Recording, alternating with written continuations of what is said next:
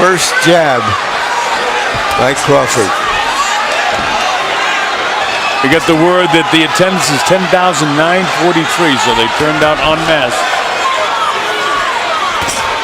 That's about 1,000 more than saw Joe Frazier. Wearing the colors of the Cuban flag. Crawford's. Gamboa showing already that he knows he's going to have to take some chances. Terence Crawford, he could stay out here all night and outbox him with that height and reach advantage. So he spoke about that during the week. If I need to make sure I use my reach, my jab, and take advantage of my size, and I'm perfectly comfortable fighting around the outside. 2 minutes gone in round one. Not much has landed. Not much difference between the two fighters so far. If I had to guess, I'd say that, and as Larry said, and I expect soon he's going to have to take some risks. In spite of the crowd and the reaction that Crawford has, he's perfectly comfortable in doing exactly what he's doing. Good hard jab.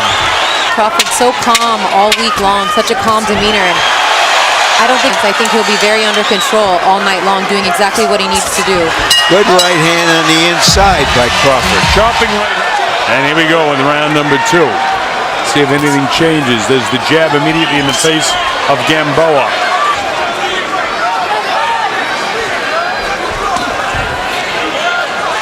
Not too much of that showing early, Colonel. I think he's looking okay out there, but maybe not so much. But at this distance, Crawford can outbox him all night like this. Gamboa is trying to take some shots to come on the inside. In and out, uses quickness. Does Gamboa.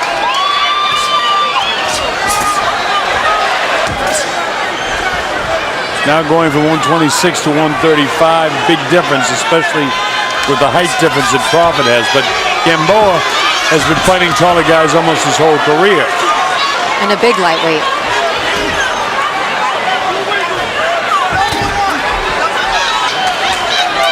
His team speaking somewhat candidly, but it was a little tough for him making 135 this time around. Well, at least the promoter wanting him to go to 140. But all of that's academic right now. And a little rough on the inside.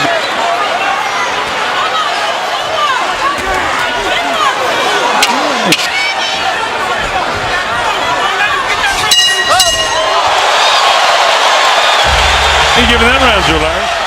Both have 16 knockouts. Gamboa looks like he's going to put the metal to the pedal in this round.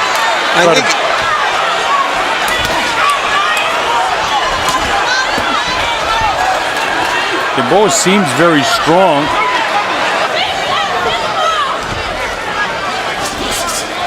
Terence loads up the right. You saw what happened, whistling past the ear. It is an example, Colonel. The picture changes. Good right hand on the inside, but didn't hurt Gamboa. Crawford elects to go for a southpaw.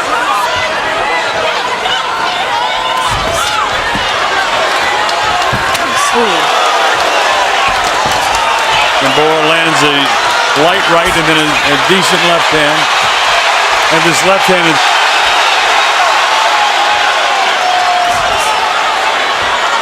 cheekbones a little bit puffy on the face of Gamboa so far. Decent left hand landed by Gamboa. Gamboa having a really good round. Landed another solid punch there.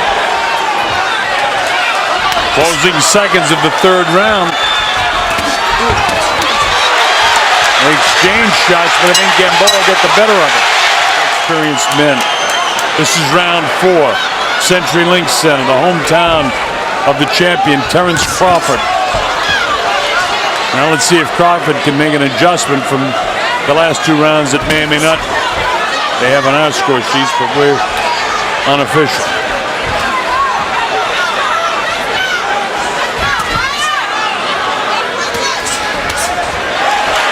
Chops him with the right hand, fighting from the...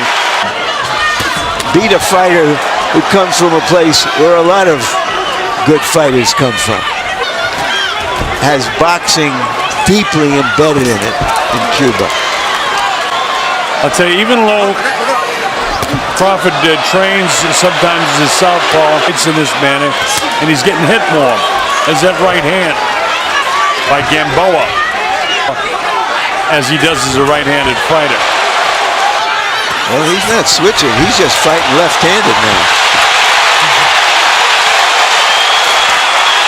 This is a left hand get through, but did it shake Gamboa? Gamboa's on the assault, putting pressure still. And that was a question, too, coming into the fight, Larry, was Gamboa's chin. It's been a question. Nope.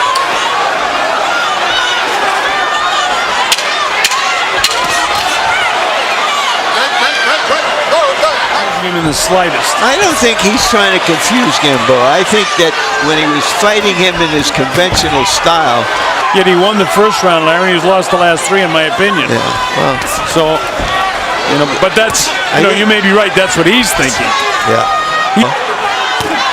He's had that puffy cheek for a couple of rounds now. Good little right hand hook by Crawford. And remember, Terence said when he fights as a southpaw, he feels like he has more power with his left, but he's not landing many lefts. Southpaw, as this kid Gamboa is very quick on his feet and with his hands. Oh, he hurt him with the right hand. Yeah, he staggered and dropped him with the left hand. He hurt him with the right to the left hand. How about that? And the roof is about to blow in this place, Colonel. Gamboa got a little too reckless. Well, you said he was going to have to at some stage, and he's real reckless now, but his legs aren't there. Terence touches him up with a pretty good jab, whacks him with the left hand, downstairs, loads up with the right hand. Gamboa is fighting back valiantly, but is he hurt, as you say? He is hurt, trying to hang on. Terence imposing his will on Gamboa right now. Gamboa is staggering. Slides to his right, nail with another right hand. He's ready to go again, but we're out of time in the fifth round. Nails him again.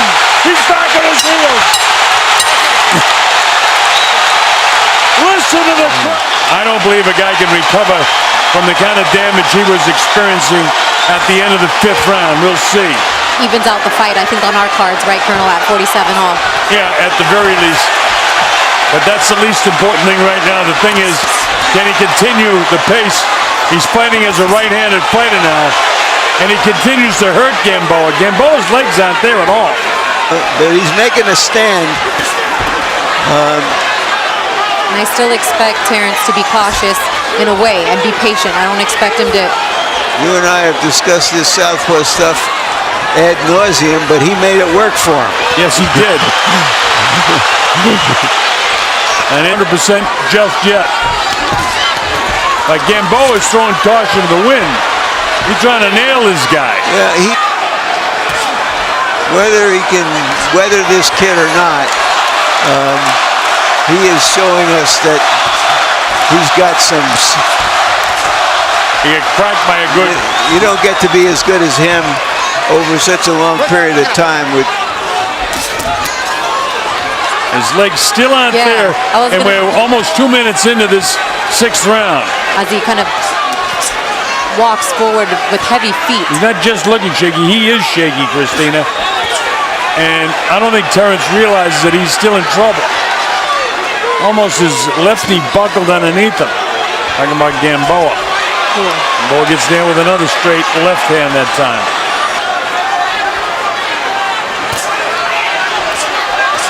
Only 5 seconds to go in the round.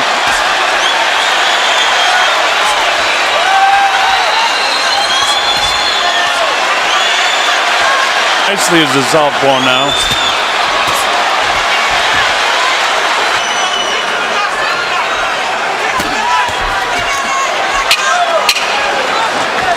Closing seconds now. This is the sixth round. That it's slippery. There are a few pieces of ice still on the mat there, but ref says fight on.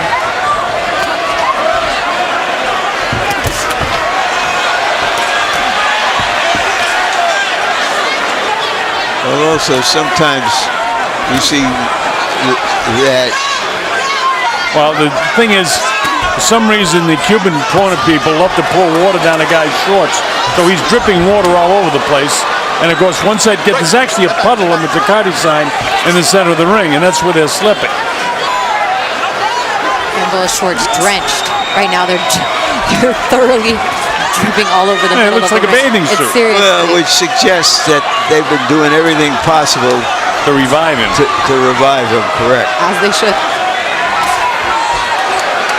Crawford trying to pot shot him and catch him. Right hand has been effective. Gamboa continues to step on each other's front feet, and it's his own corner's own fault because, I mean, we describe his trunks are a bathing suit right now.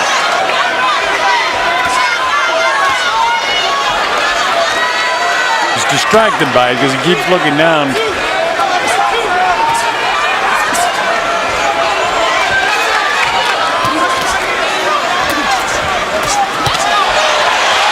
Gamboa's legs are totally back, so whatever they've done in the corner, he's revived.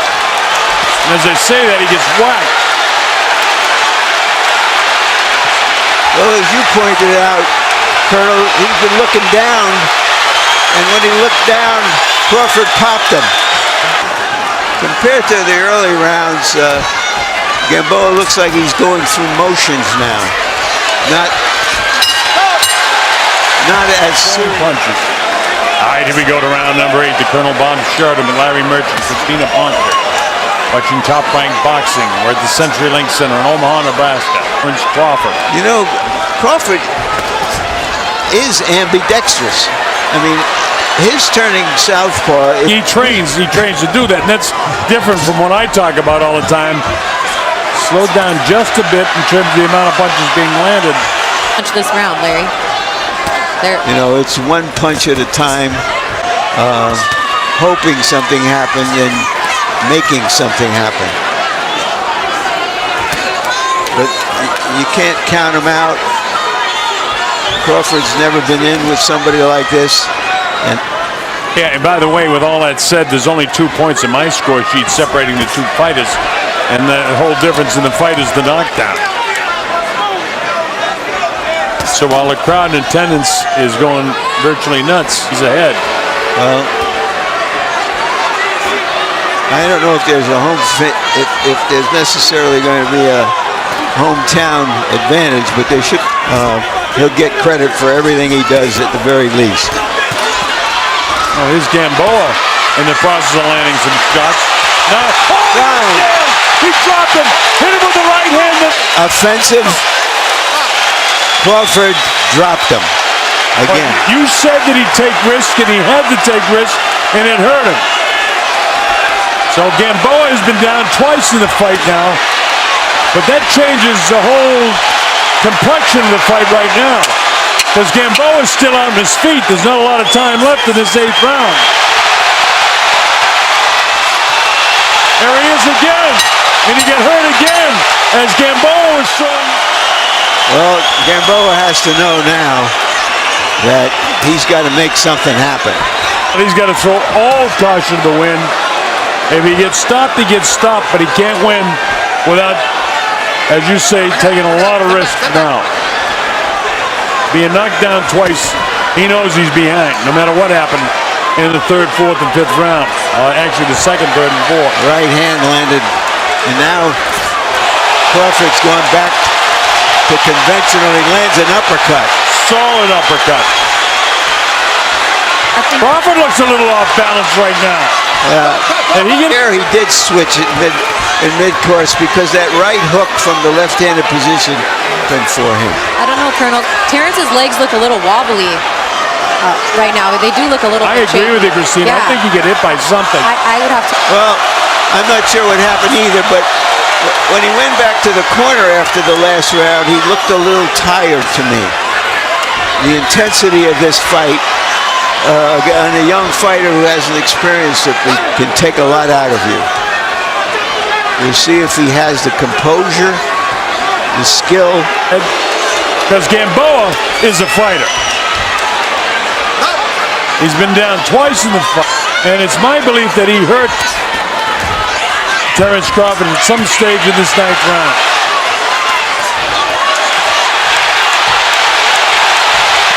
Hey, Crawford cracked him again.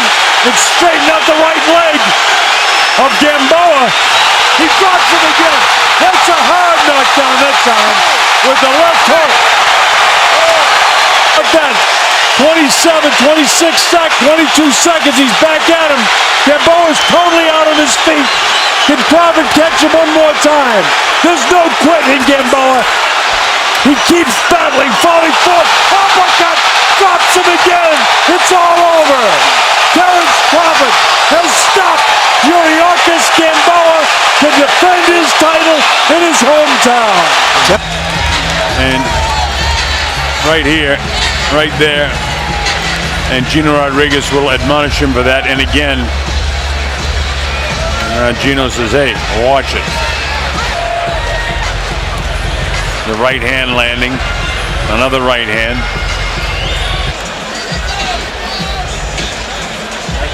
Protect yourselves at all times. There were times for Crawford in that round. Is Gamboa now. And he's nailed with that left-handed drop. You're right, Larry. He was getting brave. And he was out of position. And the rest of this round, he's fighting on instinct. More importantly, he took some heavy shots at the end of that round, so let's see how he can approach. Now we see the advantage of the taller guy. Gino Rodriguez says, hey, get that corner cleaned up. Very slippery, yeah.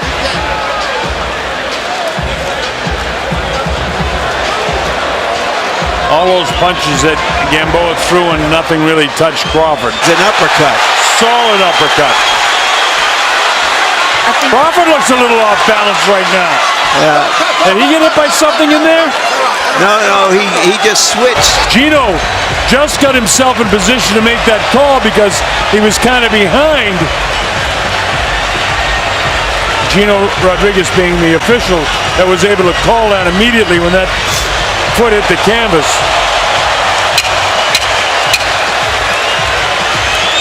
And now, let's take a look at this knockdown. Now you see who's on the assault, not really landing many blows, and then bang, right across the jaw, left hand, and a solid right hand. And it dropped him down to the canvas. To be a real champion.